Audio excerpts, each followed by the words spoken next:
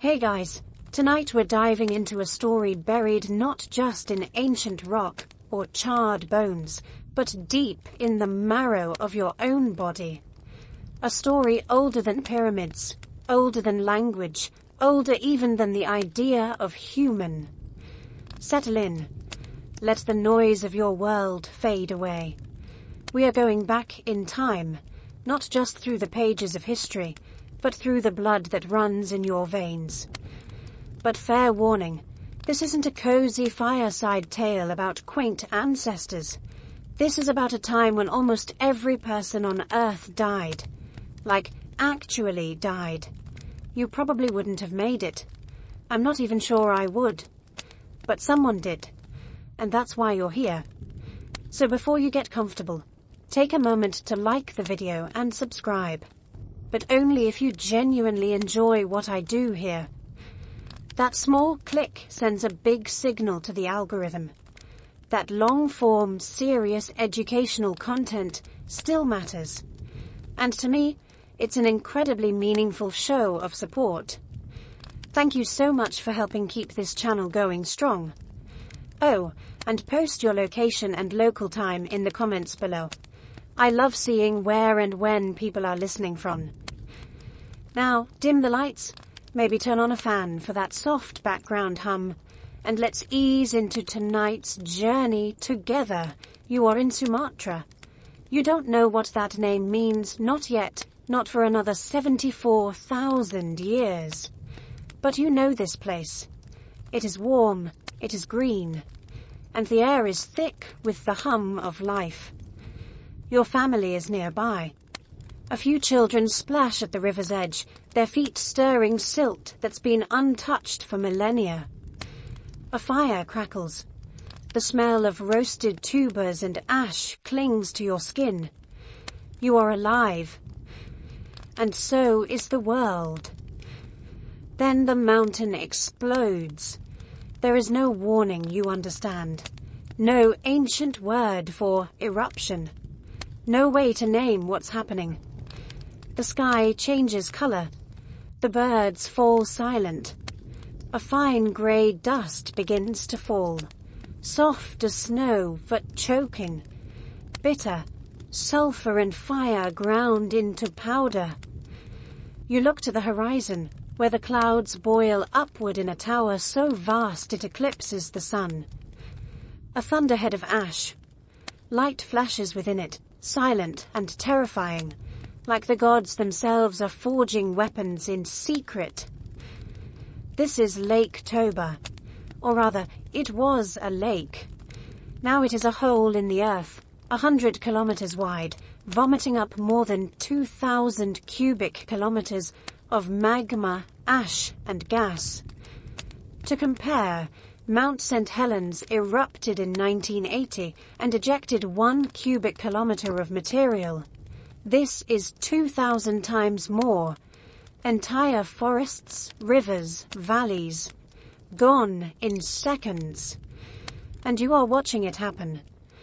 The light vanishes, not just from the sky, but from everything. The sun itself disappears behind a veil of ash that will not lift for years. You taste metal. You breathe grit. The plants wither within days. The animals vanish in weeks. What was once a lush and living world becomes a graveyard, a memory smothered in grey. This is the famous story, the one we thought we understood.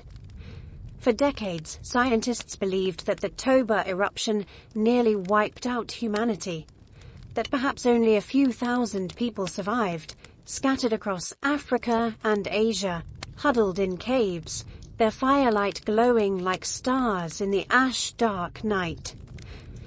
They called it a genetic bottleneck, a moment when the human population shrank so small that the diversity of our DNA was nearly erased. Just a few branches on the family tree remained, and every human alive today would descend from those few lucky survivors. It made sense. After all, a blast like Toba could trigger a volcanic winter, ash and aerosols blotting out the sun, collapsing agriculture, freezing continents. In theory, the temperature could have dropped by several degrees worldwide. A nuclear winter before there were nukes. And there is evidence of chaos. Ice cores from Greenland show abrupt cooling. Indian Ocean sediments are full of volcanic shards. Some researchers even suggested that the global human population dipped below 10,000 individuals. It was neat. Terrifying, yes, but tidy. A single moment of fire and ice that nearly erased us.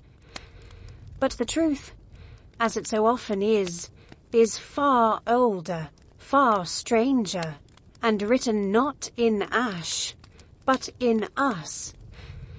You see, this theory, for all its cinematic flair, had cracks, quiet ones, hairline fractures in the story we told ourselves.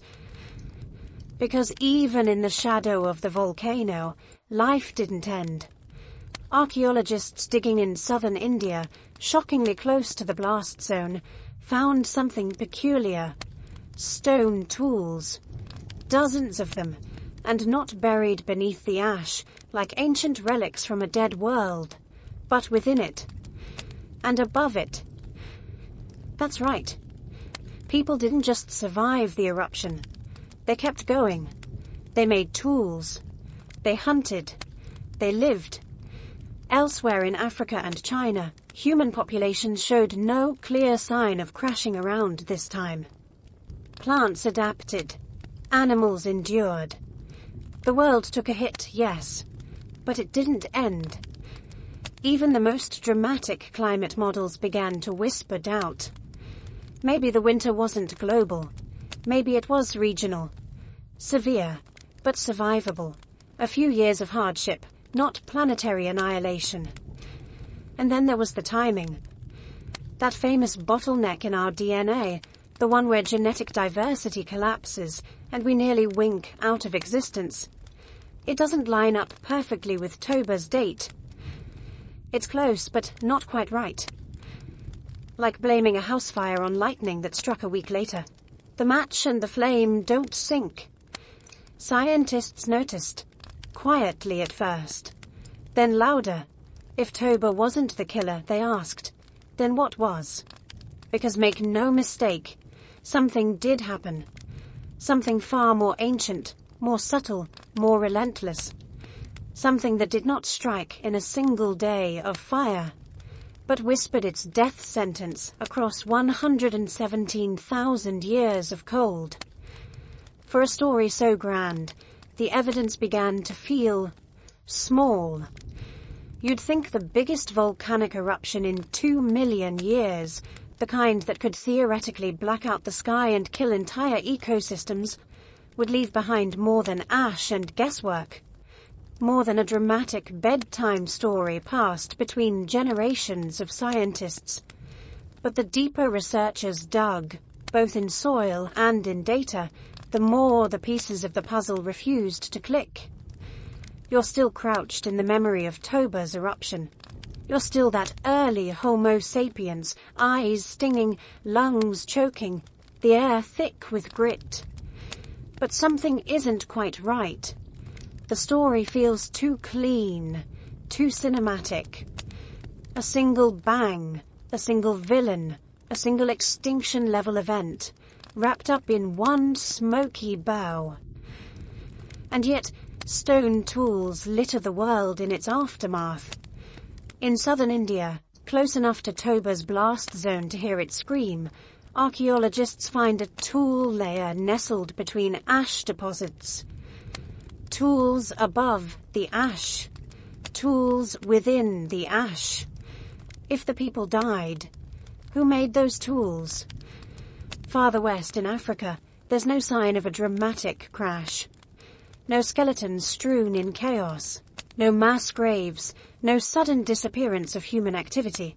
In some places, life just continues. Camps are rebuilt. Tools evolve. Faunal remains show continued hunting, foraging, even trading. It's as if the volcano roared, and humanity barely flinched. It was uncomfortable, because science, despite its myth of objectivity, loves a good story just like the rest of us. And Toba was a great story. Catastrophe, resilience, near death and survival. But the data was being inconvenient. Then came the models, climate models, run on machines the size of bedrooms, simulations that took weeks to calculate. At first they agreed with the theory. The skies go dark, sulfate aerosols scatter sunlight, global temperatures plummet by several degrees. But more refined runs, factoring in ocean currents, equatorial wind patterns, dust particles, began painting a less dramatic picture. Yes, Toba had impact. Yes, the world cooled. But the devastation was patchy, inconsistent. Some areas, particularly in equatorial Africa, may have seen only modest shifts, a prolonged drought, a few harsher winters. Enough to stress, but not to exterminate. And then came the final nail.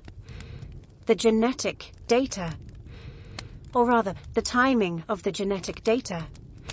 For decades, scientists had noticed something eerie in our DNA. A flattening of the tree. A moment when genetic diversity nosedived, as if the entire human species had been squeezed through a narrow gate, and all of us today are just variations of the few who slipped through. It was the kind of thing that pointed to catastrophe, a bottleneck, a great dying. But the numbers didn't quite match up. The genetic models placed the collapse in diversity between 800,000 and 900,000 years ago, long before Toba's eruption, long before Homo sapiens even existed. In other words, the story we had told about our species, the story of Toba, the great winter, the few who lived, wasn't wrong. It was just misattributed.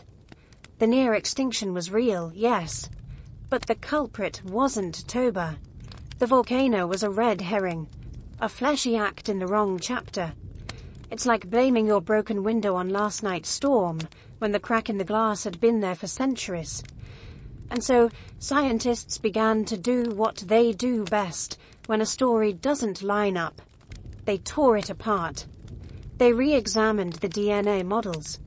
They double-checked the fossil records. They scrutinized layers of earth in East Africa, in China, in the Levant. And everywhere they looked, they found the same quiet suspicion. Whatever had nearly erased us wasn't a sudden bang. It was older, slower, quieter, and far more persistent. One researcher described it like this. You're trying to find a murder weapon. All you have is a bruise in the genome and a whisper in the rock.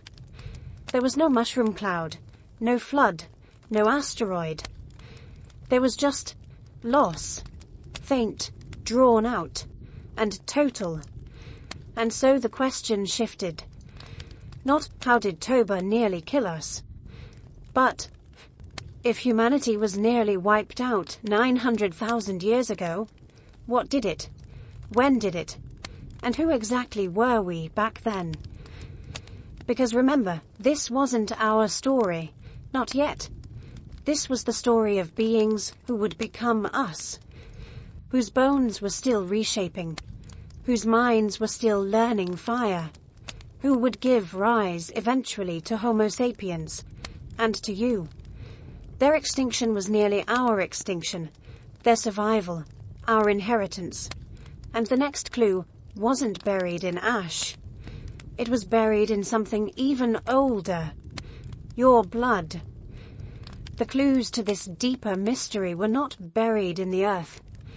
They were buried in you, in the curve of your jaw, in the folding of your chromosomes, in every heartbeat echoing across a lineage that almost didn't make it. You carry within you a map, printed in 4 letters, A, T, G, and C, That map remembers. It remembers more than any fossil, more than any crumbling tool or patch of ancient ash.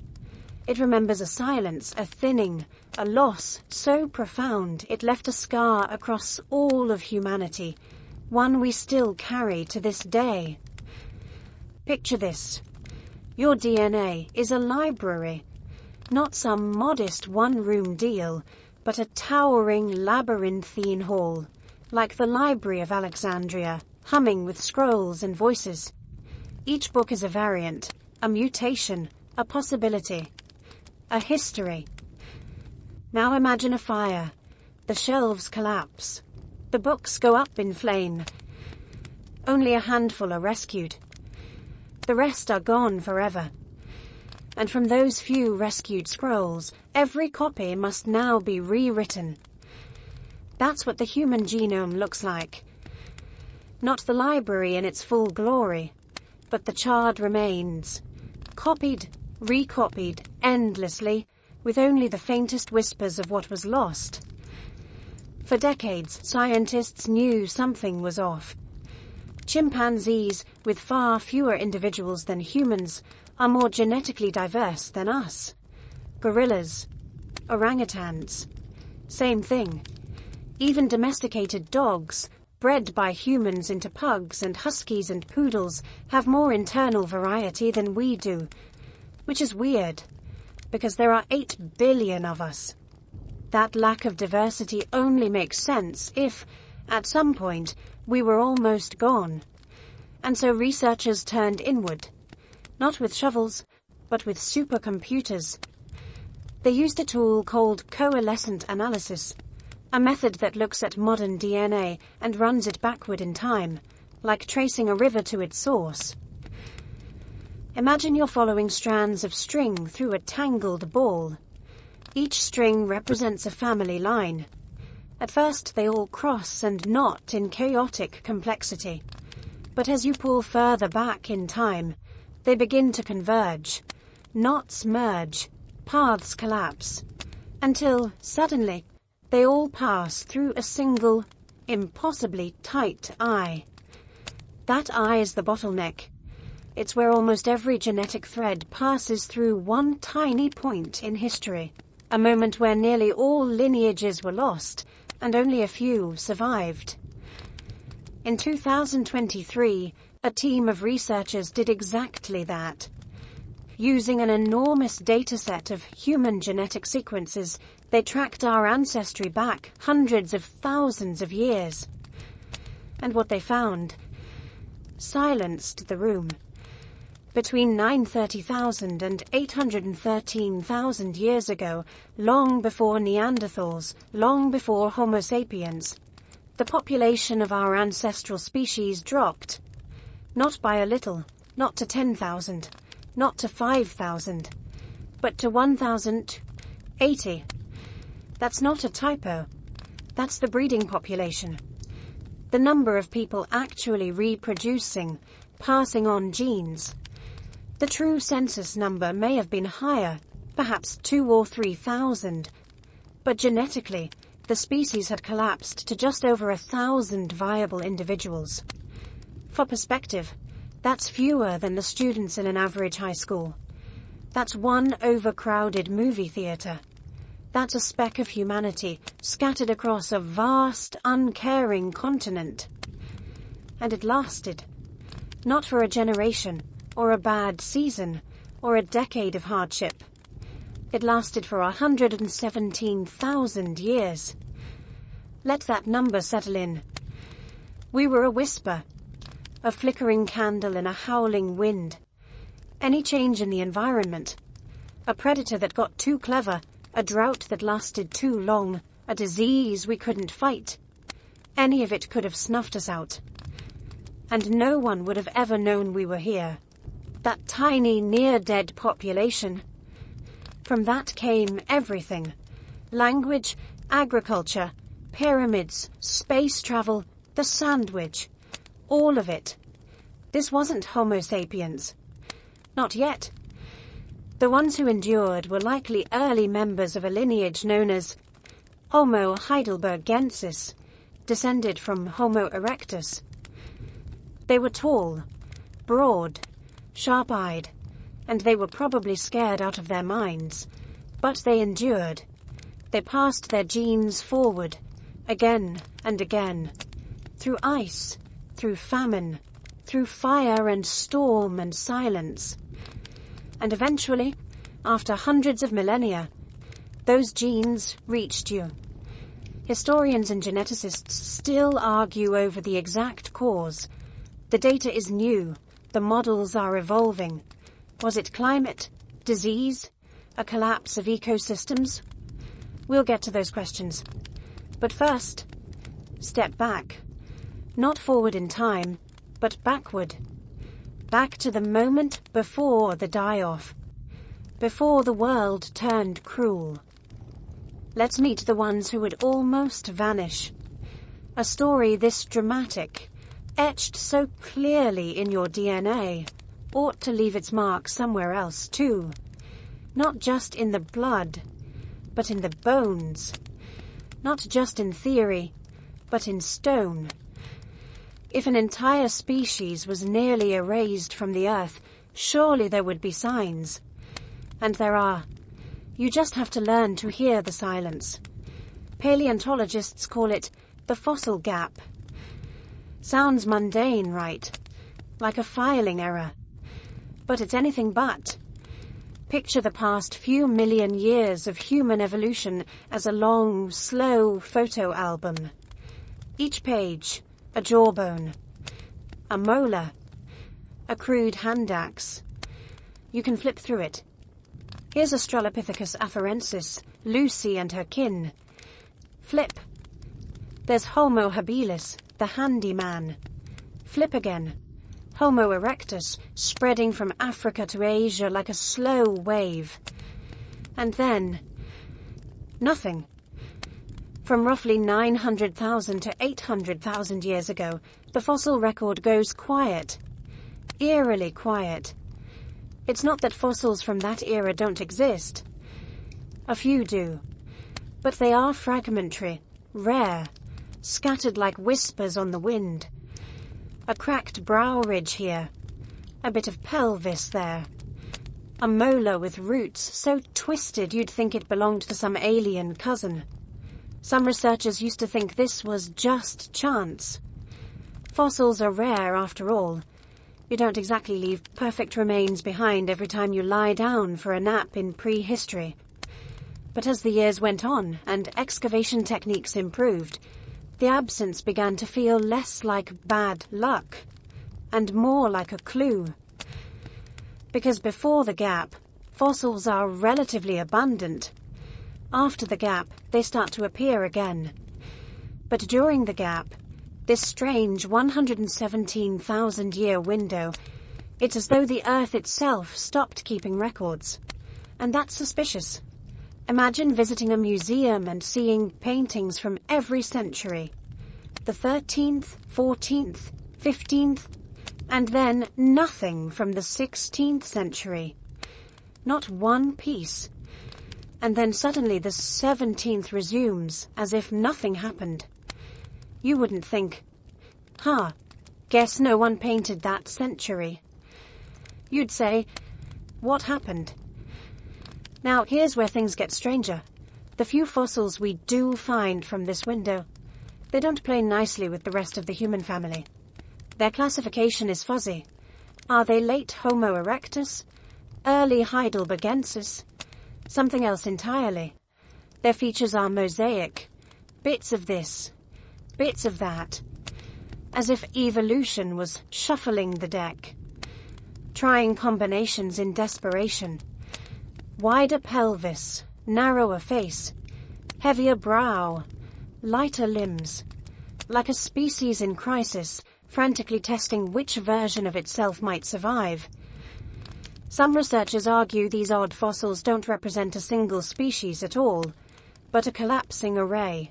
Regional populations isolated from one another, slowly starving, dwindling, diverging. Others think we're seeing the ghosts of a transition. That this was the era when our ancestors were reshaped by pressure. that the silence wasn't death. It was transformation. The cocoon, not the corpse. But everyone agrees on one thing. It's no coincidence that the genetic bottleneck and the fossil gap line up almost perfectly. The story told by your blood is echoed by the rocks beneath your feet. That silence is the story. And yet, it is still a silence. We don't know how these people lived, what they feared, what they hoped. We don't know the names of their rivers or the shapes of their songs. All we know is that they almost vanished. One quirky detail. The most intact hominin skull from around this period comes not from Africa, but from China. Known as the Yongxian man, it's warped from millennia in the mud, but gives us one of the few full glimpses of a face from that ghostly epoch. He looks familiar, but not quite. Like a dream you half remember.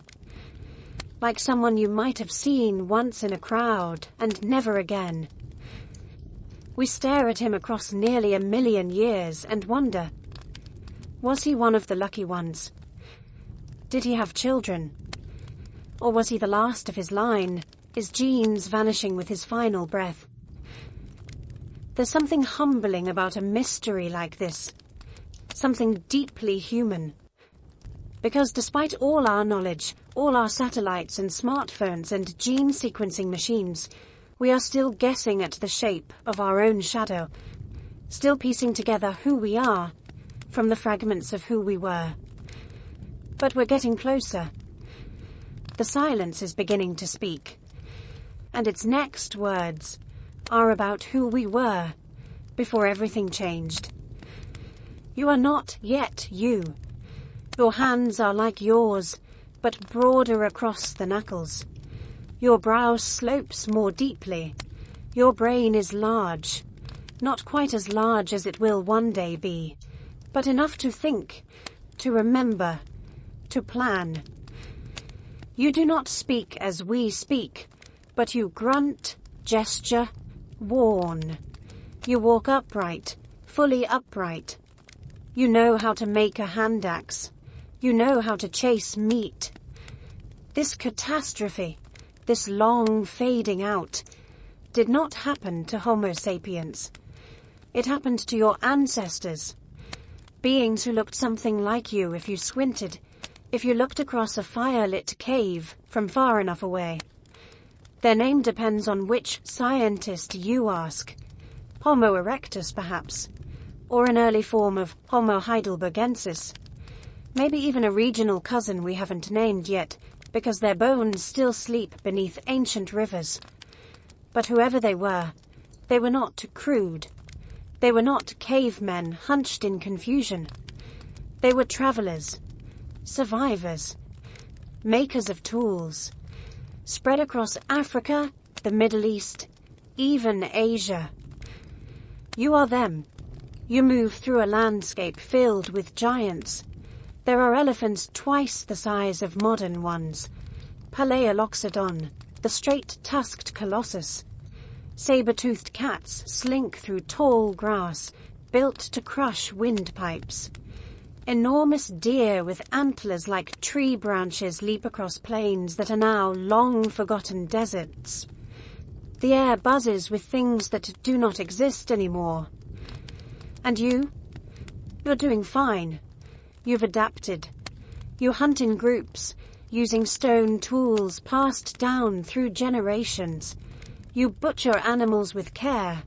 You've survived droughts before, seasons of sickness, floods that sweep your camps away. Your children are born, and most of them live long enough to name the stars. You are not fragile. That's the key point. You are not a fluke of nature. You are a robust, highly successful species. You've lasted hundreds of thousands of years already, far longer than Homo sapiens has so far managed. You are not rare. Until now. Because slowly, almost too slowly to notice, your world begins to shrink. The herds are smaller, The river floods at the wrong time. The trees change. The rain doesn't come when it should, or it comes all at once and never again. The rhythms are off. But you adjust. You always do. You are a problem solver. That's why you're still here. Your kind has made it through all the normal cycles of hardship. You've seen dry seasons, cold snaps, predator surges. You've moved when the land dried. You've gathered when the hunting failed. There is no single failure that can stop you, and that's what makes what comes next so terrifying. Because it isn't a sudden disaster. It isn't a volcano or a comet or a plague. It's the slow pull of something larger. Something the sky itself is doing.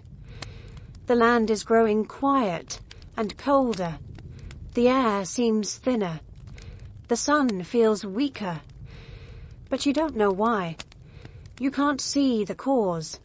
You can only feel the effects. And those effects are growing. You move again. You find less. You dig tubers that don't fill you. You hunt gazelle that no longer pass through.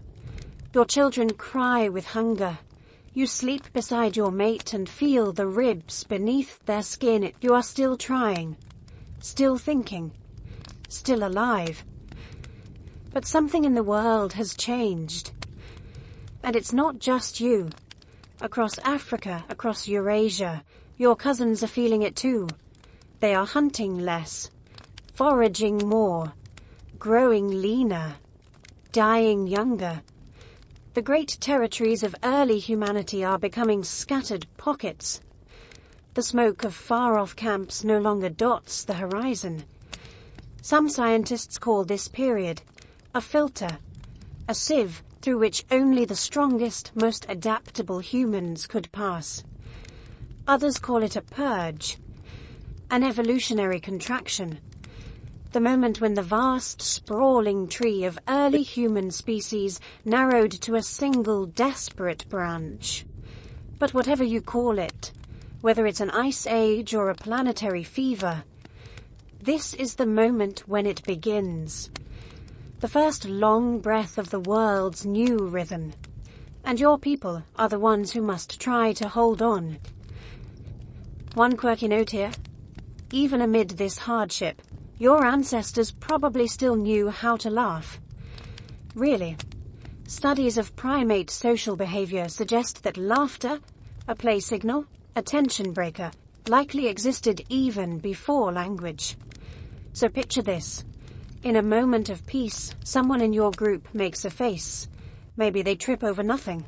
Maybe a child throws a pebble and hits a sleeping elder square in the chest. And someone lets out that bark of breath, that sound of joy. Even here, in a world beginning to fall apart, you find a reason to smile. But not for long, because now the climate is about to shift. Not a season, not a cycle, a fundamental change in the way the world works. And nothing, not your strength, not your cleverness, not your laughter, can prepare you for that. The world has always had its moods. It breathes in and out, in long, icy sighs and warm, patient exhalations. For millions of years, the rhythm was regular. 41,000-year cycles of ice and thaw, as predictable as the beat of your own heart. Your ancestors didn't know the numbers, but they felt the pulse in the land. Cold seasons came. Then they passed. Then they came again. But now, something is off. Imagine a heartbeat doubling in length, then stalling, then pounding with unfamiliar force. Around 900,000 years ago, the Earth's rhythm changed. This shift is known to scientists today as the Middle Pleistocene Transition, or MPT. A mouthful, sure, but all it means is this. The planet decided to change the rules. Where the old Ice Age cycle was a steady 41,000-year dance, the new rhythm was brutal and jagged. Ice ages now arrived only every 100,000 years. But when they came, they lasted longer. They bit harder. The freezes were deeper. The thaws were shorter. The world began spending most of its time in winter. You, of course, don't know orbital mechanics. You don't know that the tilt of the Earth is slowly shifting, or that the shape of its path around the sun is warping in invisible, mathematical ways. But you feel it. You feel it in your bones. The cold doesn't lift like it used to. The air stays sharp into the season, when it should have softened. The glaciers do not retreat. The animals do not return. The old patterns, the ones your parents trusted, start to break. There's a name for the specific pulse of cold that lands right in this window, the one that coincides with the genetic bottleneck and the fossil silence. Scientists call it the 0.9 million year event. A catchier label might be the first great winter. It's like the Earth takes a breath and forgets to exhale. Across the globe, ecosystems collapse. Not overnight, not in a fiery cataclysm, but in slow motion. Trees fail to flower. Rainfall becomes erratic. The oceans pull back into cold silence. Forests retreat. Deserts stretch farther than they ever have before. And you are caught in the middle of it. You're still walking upright, still carrying a sharpened hand axe, still scanning the hills for movement. But every trek is longer. Every hunt yields less. Your feet are cracked. Your voice is hoarse. The warmth you used to find in spring never truly returns. Historians still argue whether this global chill was the sole cause of the near extinction or simply the final straw. Some believe a sequence of events led up to the collapse: climate stress, loss of fire control, shrinking food chains. Others suspect disease or competition with other hominin groups may have played a part. But all agree. The MPT was the backdrop against which your people were tested. You are, in effect, the guinea pig of a new Earth. And the Earth is not gentle. Now, here's something a little quirky. Though we're talking about catastrophic cold, some tropical zones may have experienced drought rather than deep freeze. Not icy tundras, but bone-dry wastelands. In some places, it wasn't the cold that killed you. It was thirst. Your world didn't just become colder. It became crueler, less predictable, less forgiving. And you weren't alone in suffering. Elephant populations collapse. Great herds of grazers thin out. Even the predators begin to vanish. Their prey is gone. The old networks of life, interlocked and tangled like jungle vines, start to unravel. And without them, you're left alone in a thinning world. You can almost imagine it, can't you? Standing on a ridge, looking out over a plain that once echoed with hoofbeats. Now it's silent. The wind hisses dry through dead grasses. There's a scent of frost, even in the air before dawn. No smoke on the horizon, no footprints near the stream bed. Just you. This is not a season. It is not a bad year. This is the beginning of something longer than memory, deeper than myth. The old rhythm is gone. And your people must learn to endure a winter that will last not decades, but millennia. You don't understand orbital cycles or carbon dioxide levels. You don't need to. All you know is this: the world you grew up in is disappearing. You remember the river. It used to be wide enough to take an afternoon to cross. It curved like a lazy snake between trees so thick the sunlight had to beg to come through. The air was wet. Birds shouted in the canopy. The ground gave softly underfoot, covered in leaves and roots, and tiny insects, always at war with each other.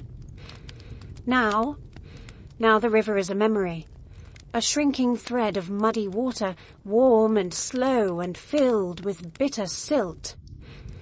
You walk its edge, hoping to find frogs or stranded fish. But even the frogs are gone. You are not alone in your hunger. The trees are dying. The shrubs have turned to brittle grey ghosts of themselves. Where once there were forests, there is now dust. Where once herds trampled grass in waves, there are only hoofprints half filled with wind-blown grit. This is aridification, though you don't have a word for it. You only know that the rain no longer comes when it should. The clouds pass overhead without mercy. The ground cracks like an old hand axe. Africa, the cradle of your kind, is turning into a vast desert. The drying is not limited to the tropics. In the north, Europe is locked in ice. The glaciers descend slowly but unstoppably, carving valleys and grinding stone beneath their weight. In Asia, the winds roar across open steppes stripped bare of vegetation. The old hunting grounds are becoming death traps. You move, your people move, south, then east, then back again. Always searching, always one step behind the dying rain. And the food? Gone, mostly. Once you could track vast herds of megalotragus, giant antelope with horns like polished branches. Now they come in ones and twos, thin-legged and haunted-looking. Their ribs show. They chew desperately on the last tufts of tough grass, stuff so dry and gritty it grinds their teeth to nubs. There's a way scientists know this. They study the teeth of ancient herbivores. When soft vegetation disappears, animals are forced to eat coarse, abrasive grass. Over time, their enamel patterns change. Their teeth wear down faster. It's a dental fossil record of starvation. Even the meat you do manage to hunt offers less nutrition than before. The animals are thinner. The meat is stringy. The marrow inside the bones is gone. And the plants you used to gather, wilted, bitter, sometimes toxic. You eat them anyway. You're not just hungry. You're tired in a way that sleep can't fix. You burn more energy walking to find food than you gain from eating it. Your stomach is a hollow drum that plays the same rhythm day after day. Some mornings you don't even wake up hungry. You just wake up empty. But the worst part, you don't know this isn't normal. There's no memory of plenty, no legends passed down from long ago about greener lands. Those who knew that world are gone. Your childhood was already dry, the forests already fading. You assume this is how life is. And life becomes something small. Your group, once 40 strong, is down to 15. The elders say little now. The children are quiet. You travel shorter distances. You take fewer risks. Even your dreams grow smaller, less about the stars or the spirits, more about where to find the next patch of edible roots. Still, you endure. You are tough in ways your descendants will never need to be. Your feet are calloused like leather. Your hands are stone breakers. You've learned to drink from leaves, to suck water from tree roots, to recognize the smallest signs of moisture in the soil. You've learned to eat insects, to chew bark, to follow the buzzards to a fresh carcass. But you're living on the edge, and the edge keeps shrinking. Historians still argue whether this drought alone could have caused the bottleneck. Maybe it was one of several converging crises. Maybe some populations moved into areas where the drying was less severe, only to be met with competition or disease or other hominin species guarding precious resources. One fringe theory suggests that the early human brain was already growing rapidly, and that the higher energy demand of this new big-brained body outpaced what the land could provide in such a lean era. You were smart, but perhaps not yet sustainable. In any case, it's not just the land that's drying.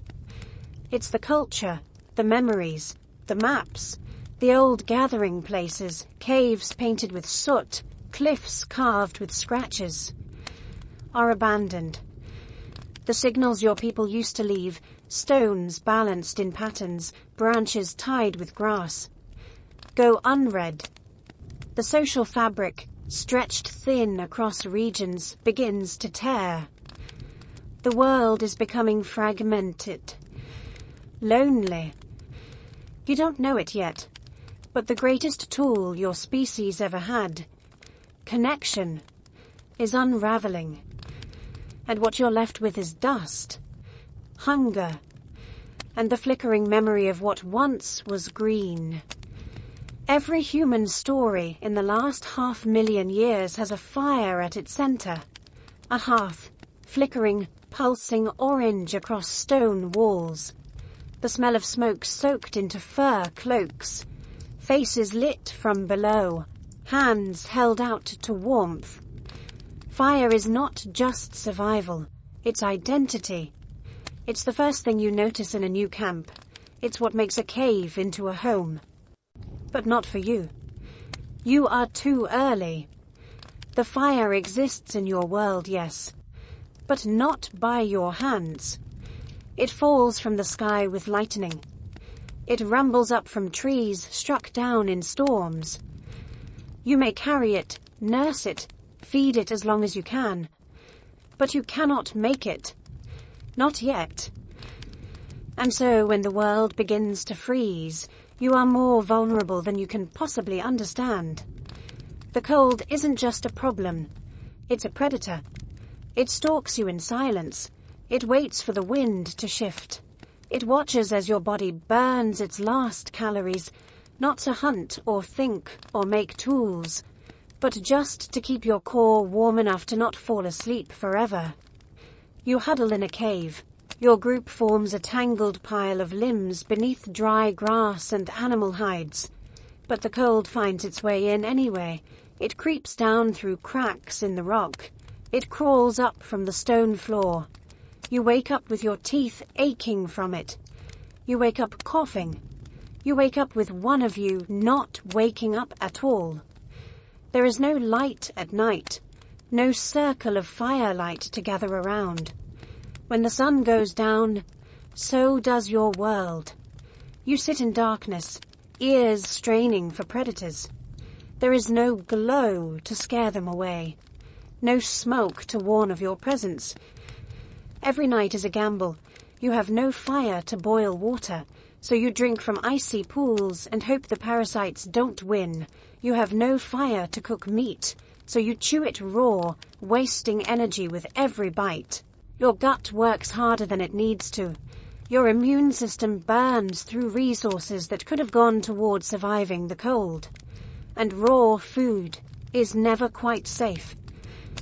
Fire later will change all of this.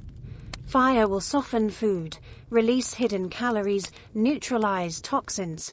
It will triple the energy yield of a meal. It will free up time and teeth and brain space. But right now, you're cold, and every calorie counts. It's something modern humans rarely think about. How much energy it takes to simply exist. In your world, with no fire, no insulation, no artificial clothing, no food surplus. You are burning fuel just to not die, and there's not enough fuel to go around. The result is slow, not dramatic, no great battle or plague, just a slow dying off. Children too weak to walk, elders falling behind during migration, mothers unable to nurse, hunters too faint to throw a spear. And when the body's cool, the predators come quickly. Imagine trying to sleep knowing that something in the dark sees better than you. smells you, hears your breathing. Without fire, you are prey again. Even the caves aren't safe. Leopards drag people into them. Hyenas den there. You must choose between exposure and danger, and neither feels like the right answer. And yet you continue. You dig pits to trap prey. You wrap your feet in woven grass. You smear mud on your arms as a crude insulator. You sleep in shifts. You whisper stories, if not in words, then in patterns, in sounds, in rhythms passed down from those still remembered. Still, your population thins. It's not just starvation or cold. It's knowledge slipping away. You once knew how to find the edible moss near the southern cliffs, but the elder who knew the spot died last spring. You once had a tool maker who could knap stone so thin it sliced leather like wind, but they fell from a ridge while chasing a goat, and their knowledge died with them. Without fire, you can't forge bonds through nighttime conversation. You can't gather and pass on memory. The transmission of culture, the thing that defines being human, is stifled by darkness. Historians still debate whether these early humans had language in the way we understand it. Some believe they spoke in proto-words, emotional noises tied to gestures. Others argue that symbolic language required more brain development, more social time that fire would one day provide. Without fire, perhaps we were limited not just in calories, but in communication. There is a theory that language, as we know it, emerged around the hearth. That stories, myths, warnings, songs, they came when the day ended, and the fire glowed, and we had time. But in this cold world, you do not have time. Every moment is movement, every pause is risk, every breath is a calculation between warmth and exposure. And so you do what your ancestors have always done. You keep going. Somehow you endure. Teeth clenched, stomach growling, breath misting in the dawn air. You endure. But not everyone does. The fire will come. One day, someone will learn how to make it. That person will change the world. But that day is far off. Tonight, you huddle in the dark, and the cold listens. You remember when there were more of you. Your group used to fill the clearing. Laughter, or what passed for it, would ripple through the trees. The sound of stone against bone, bone against wood. Sparks when flint hit the right kind of rock. Movement, noise, life. Now there are 12 of you. You count them by firelight, when you're lucky enough to find fire. When lightning strikes dry branches and someone races to keep the ember alive for just one more night. 12 shadows hunched together in silence. You remember the ones who aren't here. Not because of war, not because of violence, because of everything else. They simply didn't make it. The one who knew how to climb the high cliffs for eagle eggs. Gone. The one who could find water by tasting soil. Gone. The one who made the children laugh even when the wind blew death through the trees. Gone. The world has squeezed you. This is what scientists call the bottleneck. And that word sounds clinical, neat. But what it means is this. You've lost not just numbers, but memory, knowledge, identity. Your culture has become fragmented. Your technology, static. You have no surplus energy to innovate. Every breath is for survival. And the silence is growing. You used to see smoke on the distant horizon, evidence of other bands. Cousins, strangers, allies maybe. Now there is none. You call out sometimes. You leave stones arranged in symbols only your kind would recognize. But the wind scatters them. No one answers. Are you the only ones left? You don't know. And that unknowing is a special kind of fear, because a population of 12, even 12 strong individuals is a dead end without others to mix with.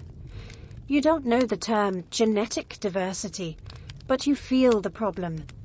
The young ones all share the same eyes, the same jawline. The blood is looping in on itself. This isn't just a group. It's a species teetering on the brink. Today we say 1,280 individuals. That's the estimated number of breeding adults, spread not across one valley or one region, but across continents. You are one flickering camp among perhaps dozens, all scattered and shrinking. If this were today, you could fit the entire breeding population of humanity into a single sports arena. In fact, you'd have seats to spare. Imagine that. Every voice, every story, every possible future for humankind, reduced to one small village worth of people, all trying not to freeze to death or forget the way to find water. One researcher once said, "A breeding population of under 2,000 is not a sustainable species. It's a hopeful accident." That's you. A hopeful accident. And yet there is still something inside you. Something stubborn. Your group changes habits. You follow the stars now, crude though your understanding may be.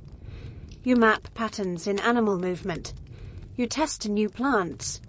You stay up just a little later. You watch the embers more closely. You cling to stories, to rituals, to anything that feels like meaning.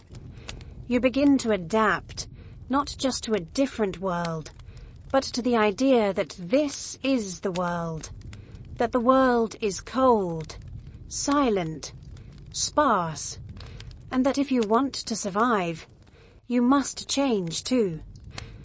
There's a strange phenomenon that happens in small, isolated populations. It's called genetic drift. When you're down to so few, chance becomes fate. A trait, useful or not, might become dominant simply because its carrier had more children who survived. Evolution stops being gentle. It starts to lurch, to jump, to squeeze you into shapes that might or might not work. Your bodies begin to shift. Your group becomes more tightly bonded. Cooperation is no longer optional. It's the only way forward. Maybe your brain grows slightly larger to accommodate new challenges. Maybe your hands get stronger, or your eyes sharper. The squeeze doesn't just kill, it refines. Historians and evolutionary biologists still debate whether this is where the real leap began. Was it in this moment of extreme pressure that the seeds of modern cognition were planted? Was it the desperation, the thinning of the herd, that laid the foundation for something more? It's a beautiful, slightly haunting thought, that the reason you exist, the reason you can think, dream, build cities, love strangers, is because a few thousand desperate survivors had no choice but to become better, or die. One quirky idea: some scientists speculate that things like group singing or synchronized movement, like dancing, might have emerged because of this bottleneck. Ways to bond socially when every ounce of trust mattered. Maybe your ancestors sang around embers, not for fun, but to survive. And so you keep going. One more sunrise, one more thin rabbit, one more story told in the dark, and the bottle keeps squeezing. But somewhere, deep in your blood, the pressure is doing its work. And in that pressure, there is the beginning of something new. Try to imagine this. The entire history of Homo sapiens, from the first cave paintings to your phone screen, from ancient Egypt to last week's dinner, spans roughly 10,000 years. Now multiply that by 12. That's how long the bottleneck lasted. 117,000 years. Not a flash, not a freak season, not something you tell your children about as that hard winter. This wasn't a bad time. This was time. Generation after generation was born, struggled, loved, aged and died, all under the shadow of a long, unyielding winter. Your ancestors were not waiting for rescue. They didn't think of this as a chapter. This was simply life. There were no new tools. Innovation slowed to a crawl. The world wasn't safe enough to experiment. Every ounce of energy went toward immediate needs. Food, warmth, safety, the luxury of invention. Gone. The wild dream of venturing beyond known territories. Vanished. The world was in stasis. It was a deep freeze, not just of climate, but of culture. And yet, from the outside, it might have seemed like nothing changed. If you could time travel to a camp at the beginning of the bottleneck, and then again 80,000 years later, it might look almost identical. Same stone tools, same basic shelters, same hunting patterns. That's how still things were. That's how quiet. But inside, things were simmering. Because pressure doesn't always create destruction. Sometimes it creates transformation. In this crucible of scarcity and fear, your ancestors weren't just surviving. They were adapting. Every year they lived was another pass of the chisel, sculpting bodies and minds better suited to endure. The weak, the rigid, the inflexible. They vanished, one by one. What was left was a blueprint for resilience. There's a reason geneticists can still see this event today. The population was so small, for so long, that their DNA dominates the entire modern human genome. That's how deep the imprint goes. We are not diverse. We are survivors, descendants of survivors, and our genes remember that time, even if we don't. One modern researcher put it like this: every person alive today descends from just a few thousand people. It's not just ancestry, it's identity.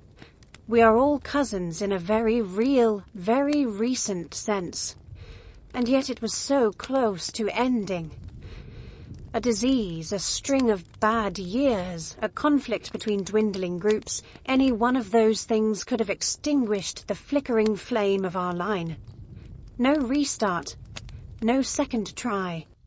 Just one more species added to the growing list of things the Ice Age erased. There are, in fact, species we did lose during this period.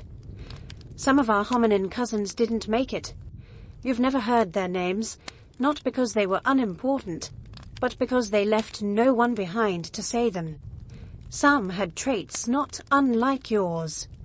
Clever hands, upright stance, a spark behind the eyes. But their line ended here. This long night was their last chapter. One speculative hypothesis floating around the academic fringe. What if, during this frozen stasis, a few surviving groups began to drift, not just physically, but mentally? What if this was the moment when the subtle differences in cognition began? Early signs of cooperation, problem-solving, maybe even proto-consciousness.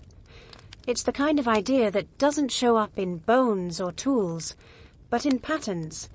In how long fire is preserved, how food is shared, how bodies are buried. If that's true, then this bottleneck didn't just shape our bodies, it shaped our minds.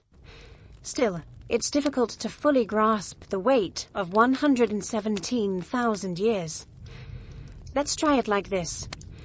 Think of your entire life, everything you've known, everyone you've loved. Now imagine doing that 1,000 times. And every time you're born into cold. You struggle for warmth. You chase thin herds across frozen plains. You bury your dead in frozen soil, and you do it again, and again, and again. That's what your ancestors endured. And it wasn't glamorous. It wasn't noble. It wasn't epic. It was painful, boring, repetitive, sometimes joyful, often terrifying, always fragile. But it was also the proving ground, the gauntlet that forged the foundation of us. One last interesting tidbit. In modern human cells, there are signs of strong selection in certain genes related to metabolism, thermoregulation, and fat storage. All likely adaptive responses to extreme cold and energy scarcity. It's as if your DNA remembers the chill. So the next time you crave something warm, or feel a sudden comfort in sitting near a fire, or notice that first instinct to huddle with someone when the temperature drops, remember, that's not just biology. That's memory. It's the long night, still echoing. And it's not over yet, because though your ancestors endured the cold, they were about to face something even stranger. A question. Why did some survive and others disappear? And was it luck? Or was it something else? The story so far is bleak but simple. The world changed and almost everyone died. But maybe not that simple, because when scientists stare at the same fragments, genetic sequences, fossils, climate layers, they don't all see the same story. Some see the long winter, others see something else entirely. A different shape hiding in the fog. You've heard one version, a climate collapse, a bottleneck driven by starvation and cold. But now, in the quiet space of what-ifs, let's follow some of the other whispers. Let's trace the alternative theories, the competing ghosts in the data. First, the migration theory. What if the cold didn't kill your ancestors directly, but moved them? Picture it. Africa dries out, rivers vanish, forests shrink into brittle fragments. Your group, once happy to stay near a steady stream and predictable herds, begins to move. First reluctantly, then desperately. The land around you turns to dust and bone. You follow the stars. You follow hope. And you aren't alone. Dozens of groups, hundreds maybe, migrate outward, fanning northward into lands unknown. Across deserts, over straits, through forests that remember things your people don't. It's a massive gamble. And for most it doesn't pay off. The lands beyond are no kinder. Ice in the north, mountains in the east. Predators, strange climates, maybe even other hominins, cousins not quite like you, not thrilled to see strangers. Many die on the way, some die upon arrival. In this version, the bottleneck isn't an extinction by freeze, it's a thinning caused by movement. Only a few groups make it to more stable zones, coastal refugees, isolated highlands. And those few become the founders of what's to come. Still a near extinction, but driven by the map, not the weather. Then there's the genetic theory, a smaller, quieter idea, but no less powerful. What if nothing external changed? What if you did? What if, somewhere in that dwindling population, a subtle mutation appeared? Not in your body, but in your mind. A tweak in neural chemistry, a rewiring of social instincts, a little more empathy, a better sense of planning, a taste for cooperation. That change wouldn't spread quickly, not in such small isolated bands, but in one group it might make a difference. They'd start working together more efficiently, share food more willingly, plan ahead more often. The children of that group would fare better. They'd survive more winters. And slowly, over thousands of years, that small edge becomes a gulf. Those with the mutation thrive. The others fade. In this version, the bottleneck isn't about death. It's about replacement.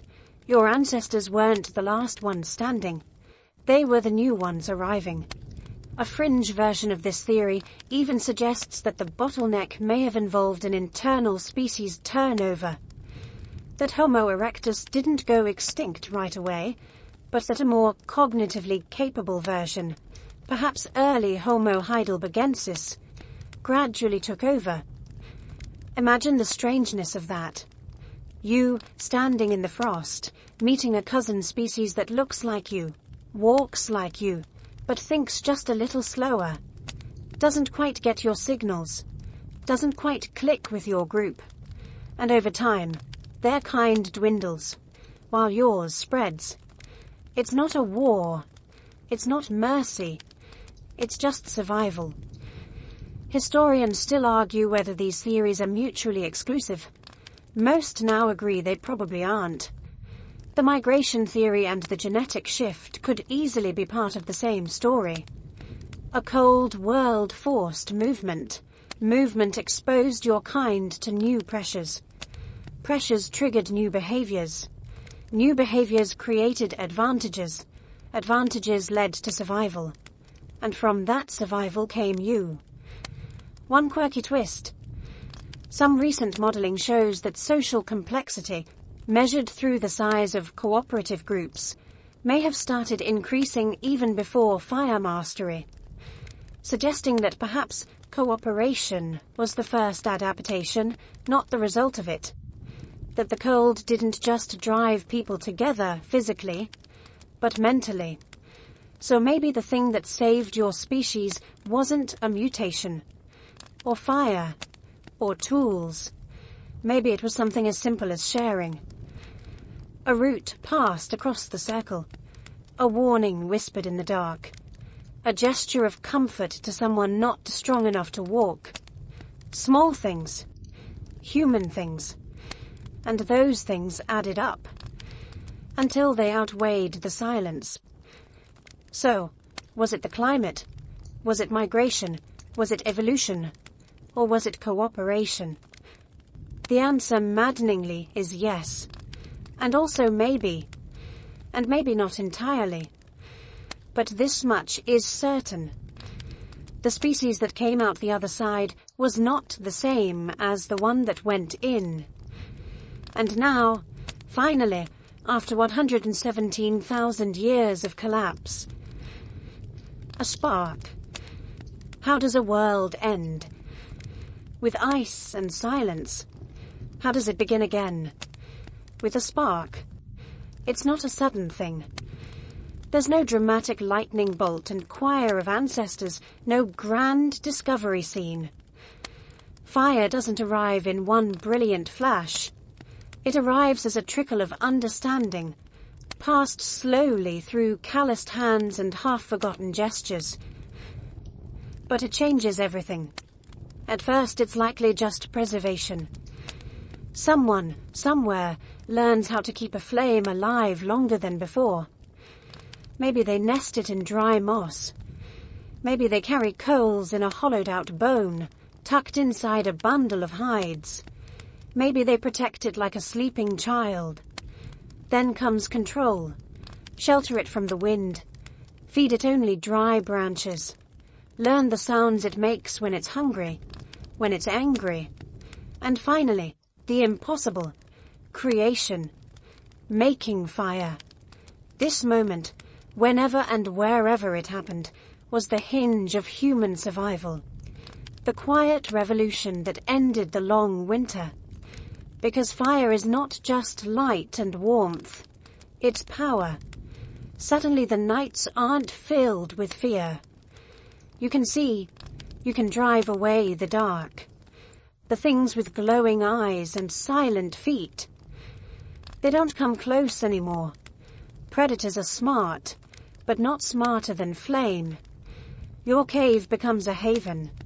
The air smells of smoke and roasted meat.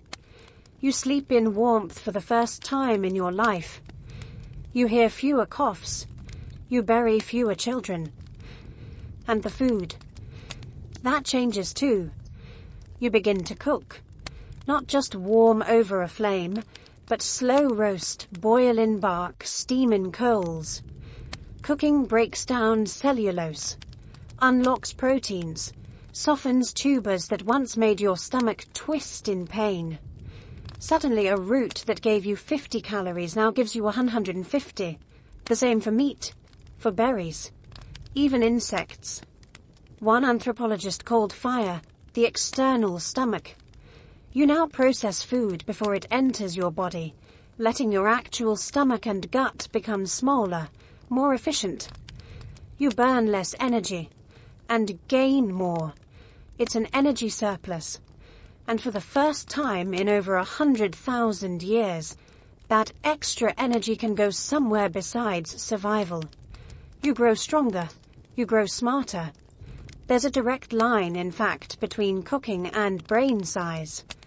Brains are hungry. They consume about 20% of your body's calories. Without fire, big brains are expensive liabilities. With fire, they're investments, and fire brings people together. The hearth becomes the heart of the group, the place where stories are told, where knowledge is passed, where tools are repaired, ideas exchanged, emotions processed. Around the fire, language blooms, not in grunts and gestures, but in full sentences, warnings, myths, plans. Now you can explain things you don't see. You can tell someone about a river 3 days east, or a predator that hunts by night, or how to treat a wound with crushed leaves. This is culture. This is transmission. This is the beginning of memory. Fire is more than a tool. It's an axis, a tipping point, a line in the snow that, once crossed, cannot be uncrossed. You're still living in a cold world. The glaciers haven't retreated. The megafauna are still scarce. But for the first time in generations, possibly thousands of them, your people are doing more than not dying. You are living. One quirky little fact. Charred bone remains show up in multiple archaeological sites around this period. Not just burned bones, but bones that appear to have been roasted intentionally, which suggests not just fire, but cooking technique. People were experimenting, refining, learning that different woods gave different heat, that fat drips caused flare-ups, that marrow cooks better if the bone is cracked open first. You're not just warming yourself, you're becoming a chef. And slowly, that surplus of time, of energy, of safety becomes something even more powerful. It becomes space to think. The end of the bottleneck wasn't a single moment, but if it had one symbol, it would be this. A dark cave, a stone circle of coals, and a small group of people, your ancestors, sitting around a flickering flame. For the first time in 117,000 years, they don't have to move tonight. For the first time in forever, they might be okay. And from this fragile ember, a species will rise. You are changed. Not just warmer, not just safer, different. It didn't happen all at once. Change never does. But across those long, cold millennia, something quiet was building in your bones, something waiting for the moment it could finally unfurl. And now, as the glaciers pull back just enough, as the rivers return in cautious trickles, as the forests begin to whisper green again, you rise into a world that's still harsh, but no longer hostile. You are Homo heidelbergensis, The name won't come for another 800,000 years, coined by modern humans digging up your bones near Heidelberg, Germany. But that's what the scientists will call you. The inheritors. The survivors. And you are no longer the same as those who came before. You are broader in the chest, taller in stature. Your hands are thick, your brow strong, your teeth more adapted to processed food. Your brain, nearly the size of Homo sapiens. You are smarter, not just in raw brain mass, but in behavior. You plan hunts with others. You remember more. You teach. You are the children of fire, and it shows. Your tools are better. Not dramatically, but refined. The Herculean hand axe, once a standard for 1,000,000 years, becomes sharper, more balanced. You start shaping tools with intention, not just trial and error. The stone flakes are thinner, more symmetrical. Some are even made from materials carried long distances. You don't just make tools. You prefer tools. Your shelters change too. You begin to use caves deliberately, not just as emergency shelter, but as seasonal homes.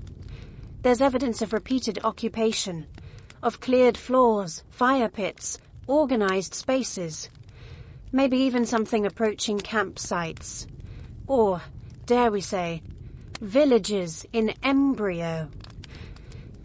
And your world, it's beginning to give back. A little. The megafauna are still there.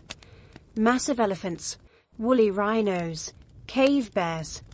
But now, with fire and numbers and better tools, you're not just avoiding them, you're challenging them.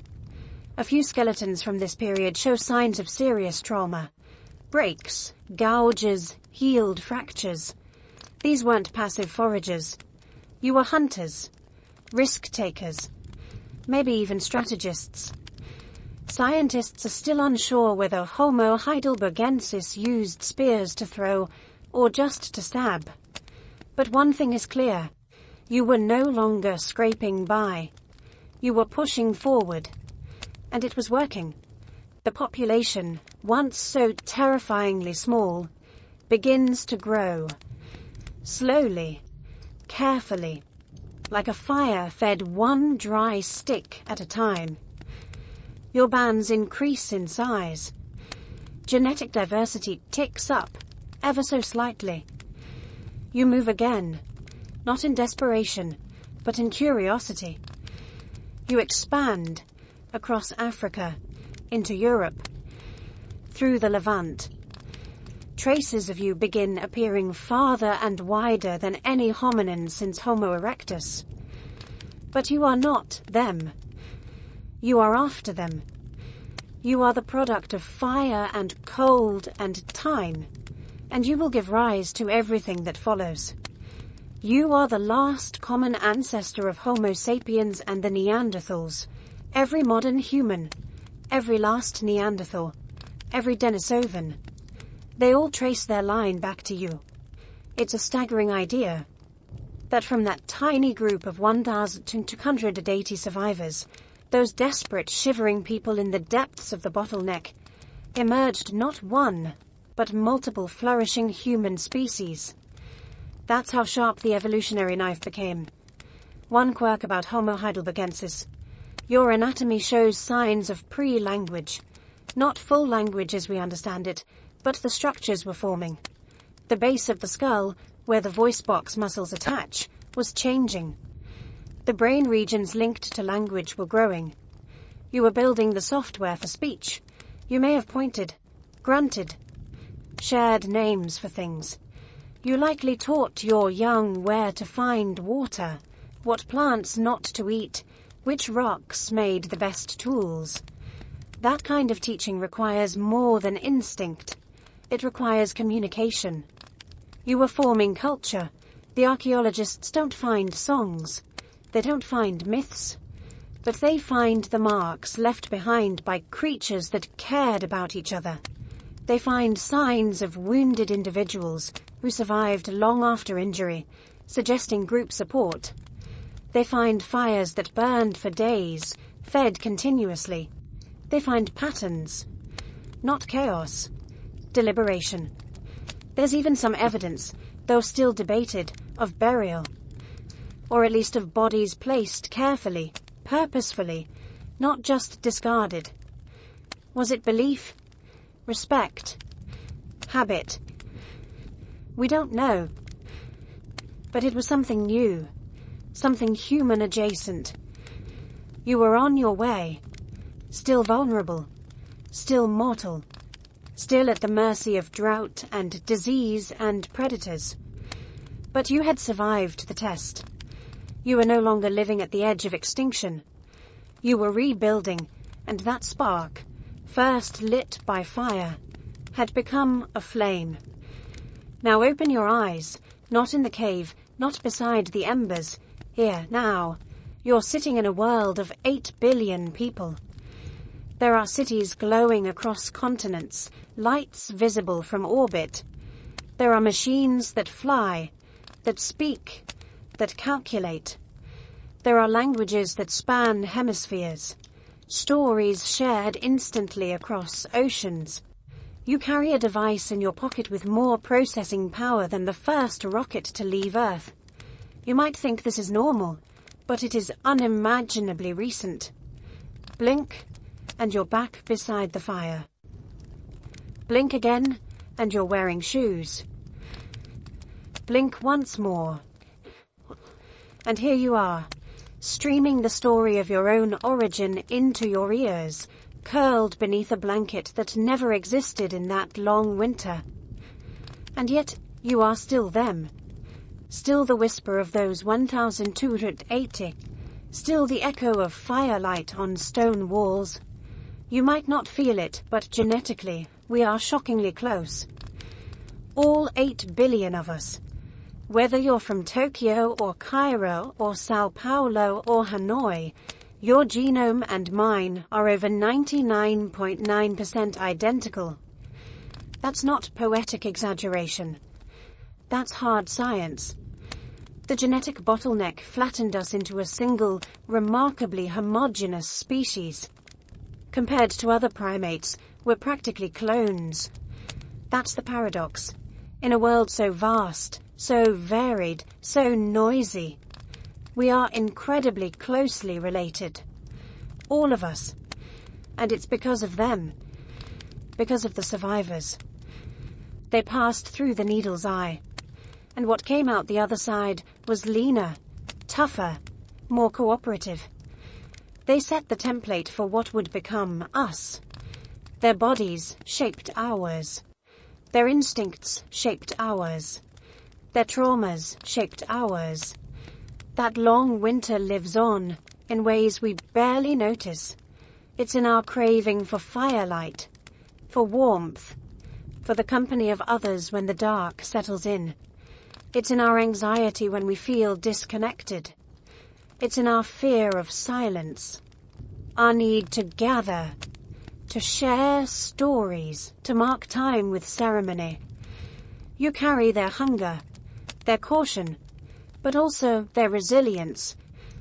Every face you pass on the street, every language you hear on the bus, every invention, every skyscraper, every book, it all traces back to that single ember of survival.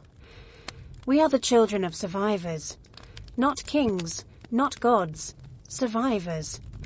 And knowing that reframes everything. You start to wonder, are the things that drive us, the push to explore, to build, to map the stars, are those just modern impulses? Or are they echoes of something deeper? A desperate need coded into us during that 117,000-year winter to never be that vulnerable again. Maybe our species' relentless curiosity isn't just wonder. Maybe it's fear. Maybe we search because our ancestors couldn't find enough. Maybe we build walls because they had no shelter. Maybe we gather around screens and campfires and streetlights Because deep in our bones, we remember what it felt like when there were no others, when the world was empty. You can feel it sometimes, can't you? That flicker in your chest when you hear a story well told. That tightness in your throat when a piece of music sounds like something older than language. That strange moment when the wind shifts, and for just a second you feel ancient. That's then. That's the whisper of the survivors. One final quirky thought. Some researchers suggest the urge to share stories itself may be a product of the bottleneck. That passing on memory, culture, warning. It became necessary for survival when so few were left. Story became strategy. And now, here you are, listening to one.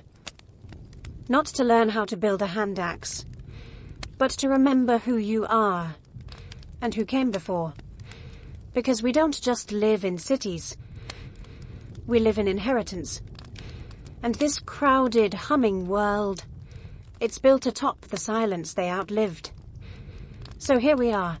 We began with a volcano, a sky choked in ash, a story we thought explained why we almost disappeared. But that wasn't it. The real story, your story, starts much earlier. Not with fire from the earth, but with ice from the sky.